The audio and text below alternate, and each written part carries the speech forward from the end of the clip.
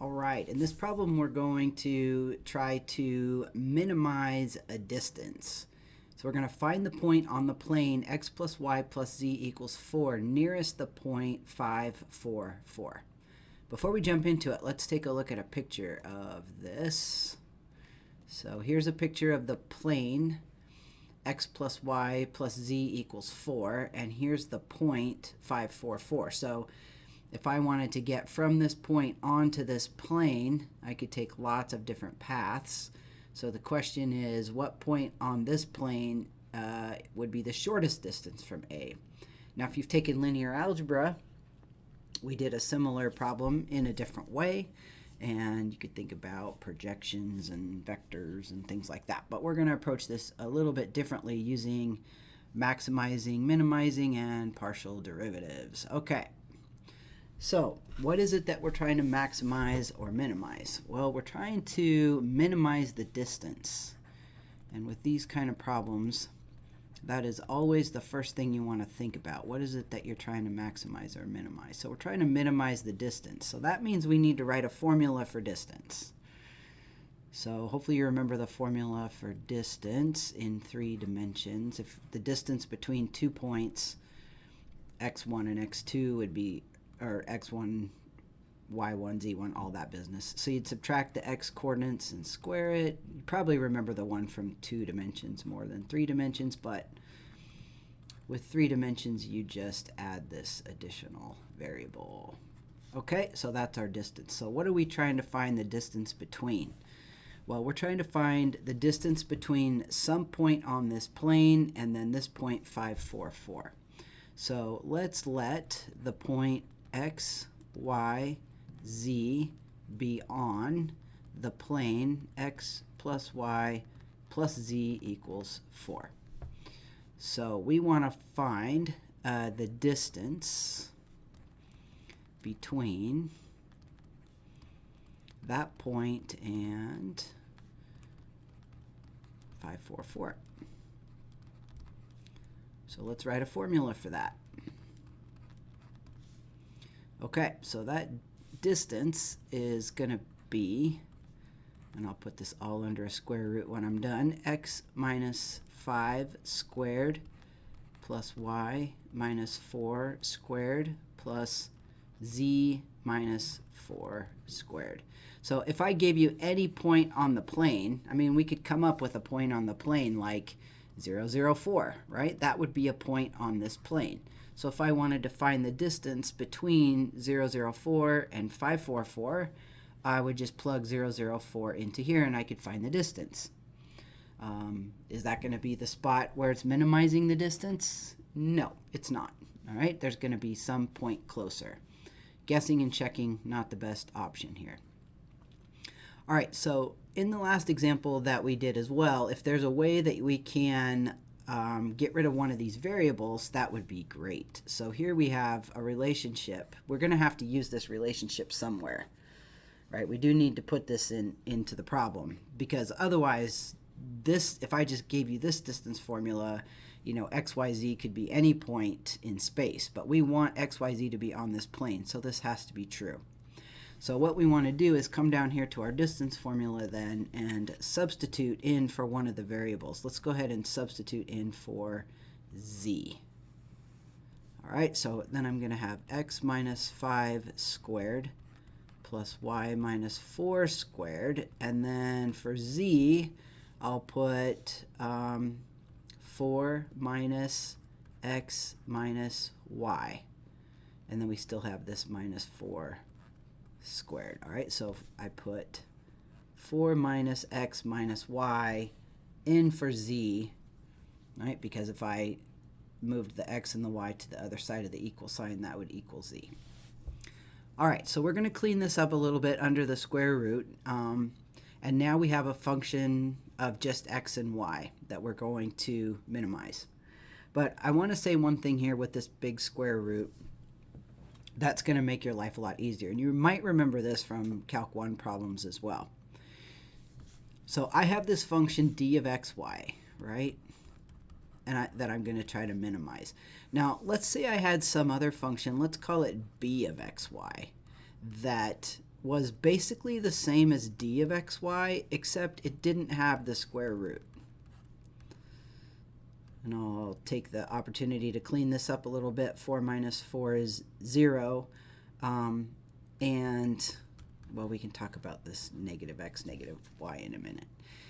If I minimize d, whatever x and y is going to minimize d, would also minimize b, because b is just the square of that. Does that make sense?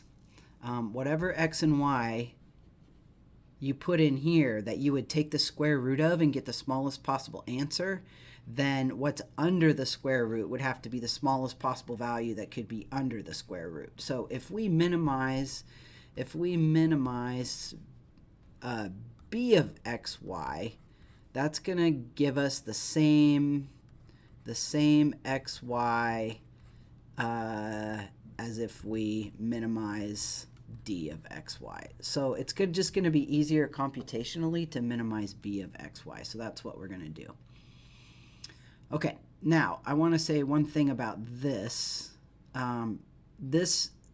If you picture a value of x and y, or maybe if you thought about squaring this out, everything would turn positive, right? So you could just turn these both to positives. Maybe you could think about the fact that this is negative 1 times x plus y. Maybe that's a good way to think about it.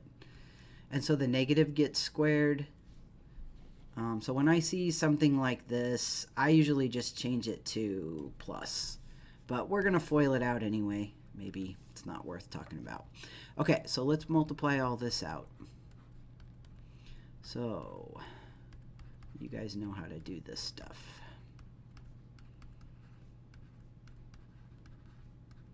And these are the places where we have to concentrate and not make a little mistake.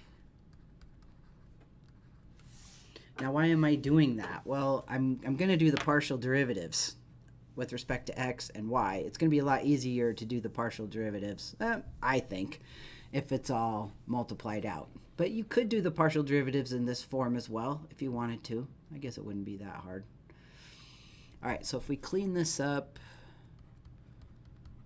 let's see what we get. We're going to get 2x squared minus 10x plus 2y squared minus 8y plus 2xy plus 36. Now from here, this is just a straight up find the critical points, analyze the critical points type of problem. So if you want to pause the video and work that out from here, and then fast forward and see if you got it, that might be a nice exercise. I'll go ahead and work through it here. Okay, so let's find the critical points. All right, so we need to do our partial derivatives. So partial with respect to x is going to be 4x minus 10, nothing, nothing. This is going to be 2y and then nothing, so plus 2y. Partial with respect to y. So we've got nothing, nothing. Then we've got 4y minus 8 plus 2x.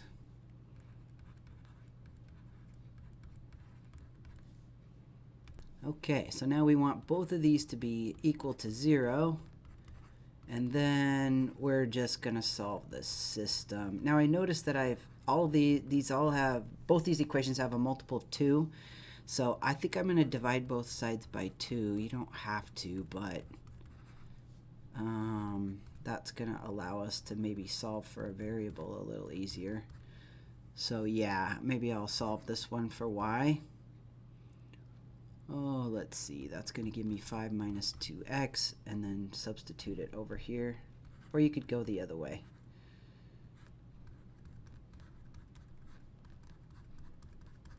Okay, let's see what we get.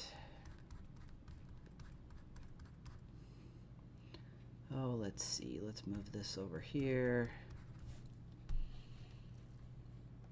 Looks like we're going to get x is 2.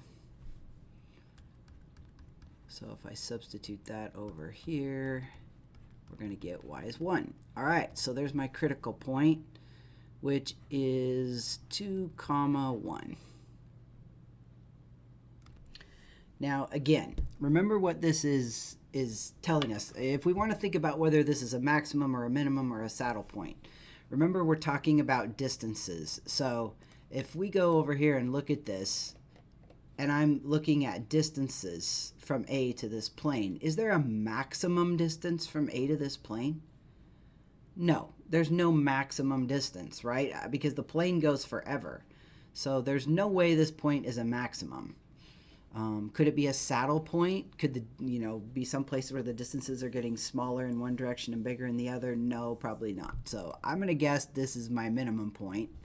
And actually, if you were to go graph this function here, you would see that you would have a minimum point. But just for the sake of practicing the analyzing part, I'll go ahead and write it out.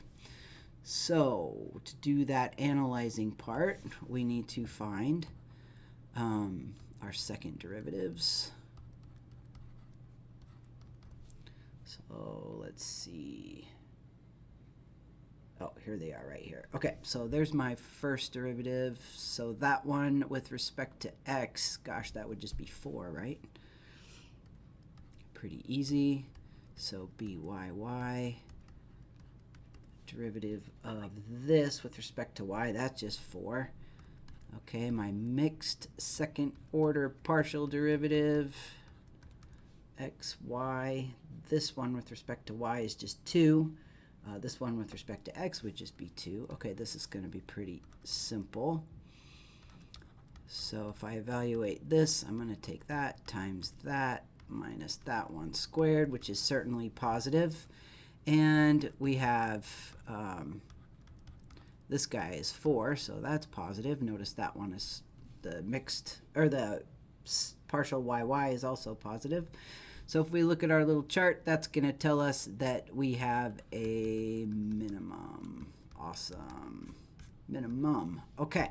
So now if we actually wanted to find the point, so it asks us to find the point on the plane, we would have to plug in the other value to find the z. My x value was 2. My y value was 1. So my z value would have to be 1 to add to be 4. So that's my final answer. 2, 1, 1 would be the point on the plane. And I actually have a picture of that. Let's go look at that. All right, so here's the point 2, 1, 1 on the plane, and that minimizes the distance.